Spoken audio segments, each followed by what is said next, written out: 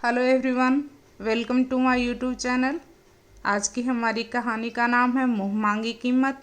यह कहानी क्लास 2 के बुक से ली गई है।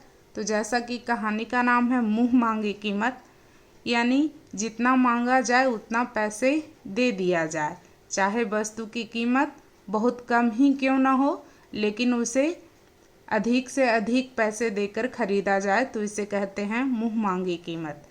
तो इस कहानी में क्या है, पढ़ते हैं इसे।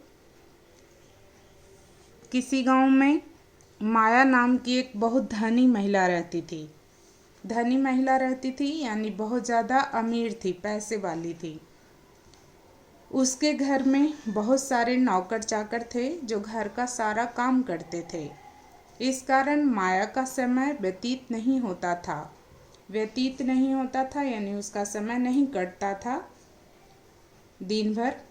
एक दिन उसने टफी नाम का एक कुत्ता पाल लिया। यानी उसने क्या पाल लिया? टफी नाम का एक कुत्ता पाल लिया। अब वह अपना सारा समय टफी के साथ बिताती थी।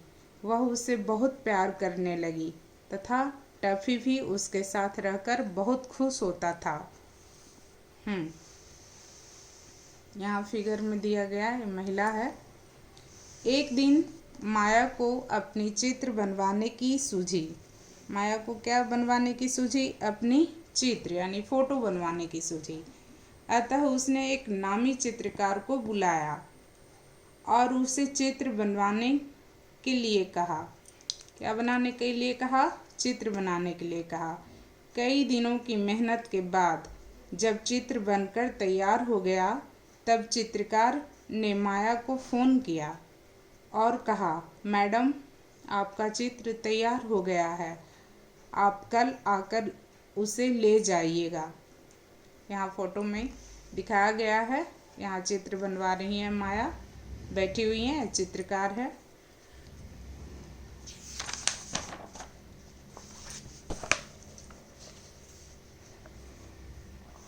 ठीक है, मैं कल आती हूँ, माया ने उत्तर दिया। अगले दिन जब वह अपना चित्र लेने उस चित्रकार के यहाँ पहुँची तो उसका कुत्ता टफी भी उसके साथ था। कौन था उसके साथ? उसका कुत्ता टफी। चित्रकार ने चित्र माया के सामने रख दिया।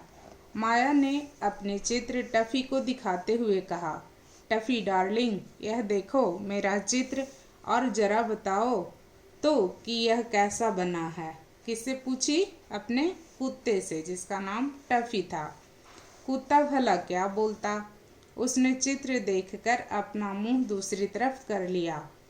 यह देख माया नाराज हो गई और उसने चित्रकार से कहा, मुझे नहीं चाहिए यह चित्र, क्योंकि इस चित्र को देखकर मेरा टफी नहीं भौंका।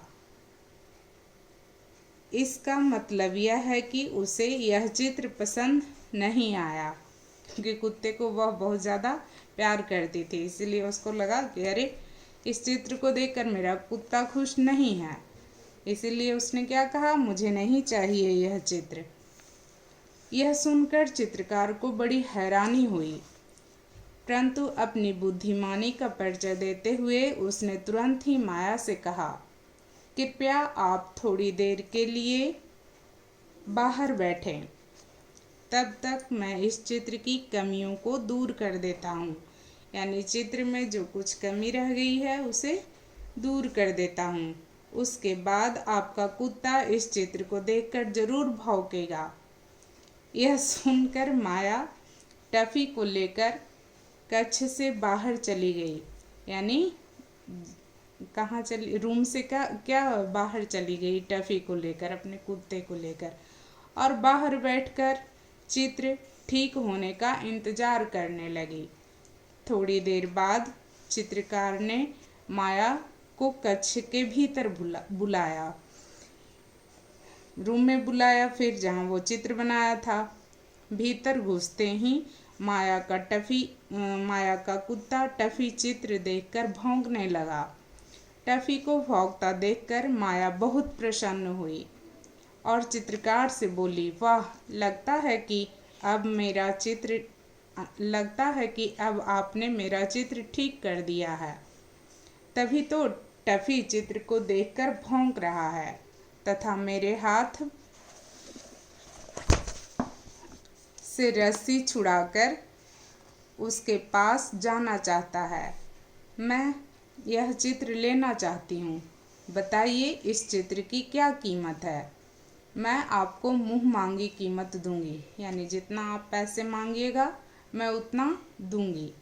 चित्रकार ने माया से उस चित्र की अच्छी कीमत वसूल ली, यानी उसने बहुत ज़्यादा पैसे माया से ले लिए।